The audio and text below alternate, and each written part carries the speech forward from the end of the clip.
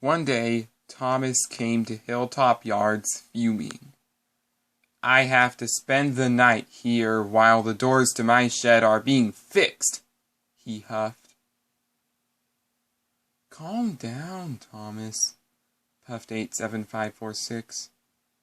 "I know an engine who wanted things to go his way," said Rosie, "but he learned his lesson the hard way." "Oh, and who was that engine?" puffed Thomas. "His name was Dylan, and he came to the South Sodor Railway long before Max arrived," Rosie added. She then decided to tell the story, and this is how it went.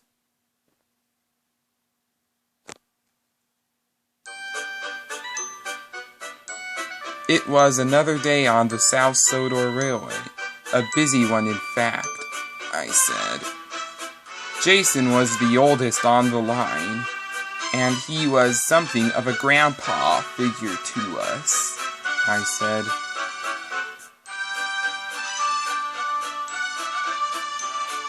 Soon enough, Sir Bob Jackson came to see us, I said. "I like your hard work, but you need help." So we acquired an engine from Nielsen and Company to help out.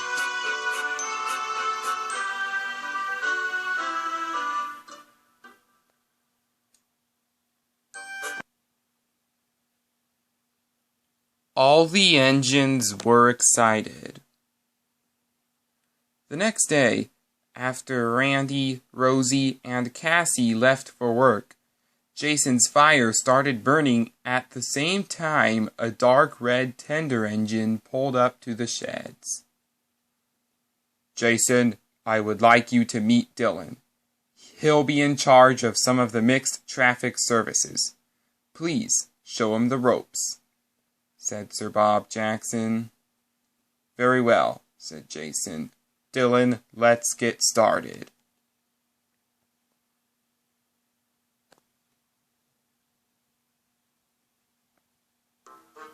Jason was cross after he saw Dylan bumping his freight train. "Cars need good care. Treat them like that, and they'll get you," he said.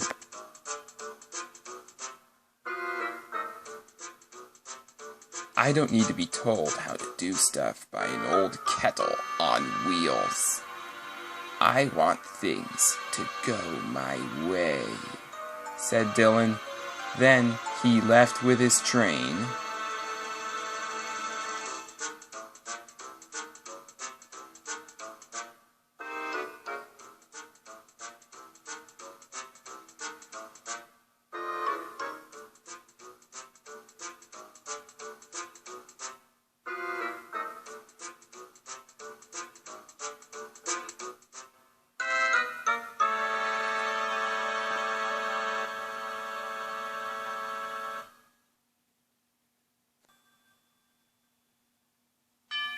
Whenever Dylan arrived at a station, he would often bump the coaches. "Ow, what a horrid engine," they said.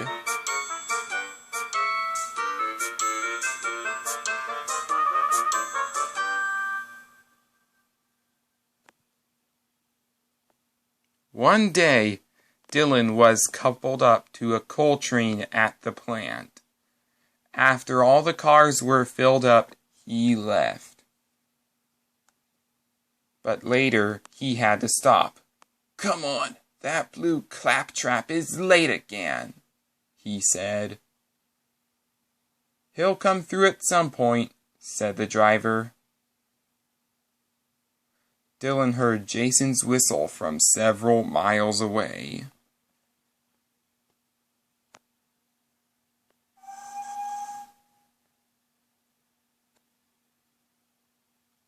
"It's about time. Hurry and get a move on," puffed Dylan. Jason huffed down the line with his coaches. Before Dylan left, he gave his freight cars a big biff. They soon had enough. "We'll teach that silly engine for treating us like that," they said. With a big bump, Dylan and his train accelerated. He came to a complete stop after steam hissed out from his cabin dome.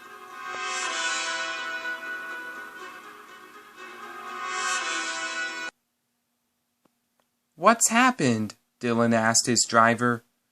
"Your boiler is worn out, and I'll now have to get help," he said. At the station, Dylan's driver ran to Jason. "Dylan's overheated a few miles back. Go and help him." And Jason left his train so that he could race to the rescue. When he arrived, the hissing stopped. "I warned you, but you didn't listen," said Jason as he took Dylan's cars away. Then he pushed Dylan to the sheds. When Jason got back to the sheds with Dylan, Sir Bob Jackson was waiting for them. "Jason, you are excellent. Go and get yourself a new coat of paint, old reliable," he said. After Jason left, Sir Bob Jackson had stern words for Dylan.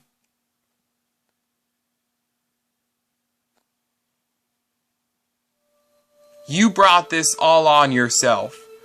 Being rude to Jason when he was trying to help you, bumping freight cars and coaches, as well as breaking down," he said. "I'm sorry, sir.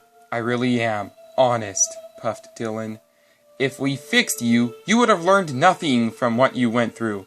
From what I heard, you've been set in your ways since you first came here," said Sir Bob Jackson.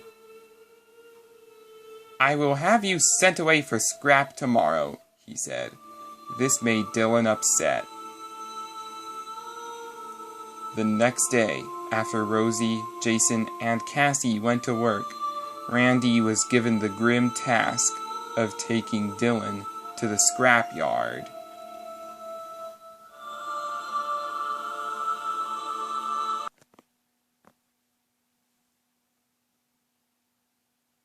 This made Thomas happy. "Even though we fear scrap, Dylan learned his lesson the hard way," puffed Rosie. The three engines smiled after they made their friend happy.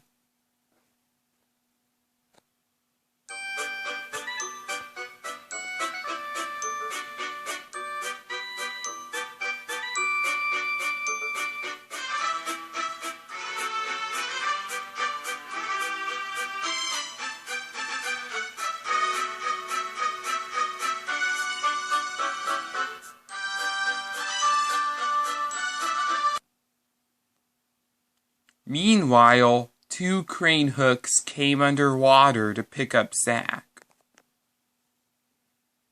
They then lifted him up. After he was put on a flatbed, Zach was taken away by Sodor's new recovery engine, Jane.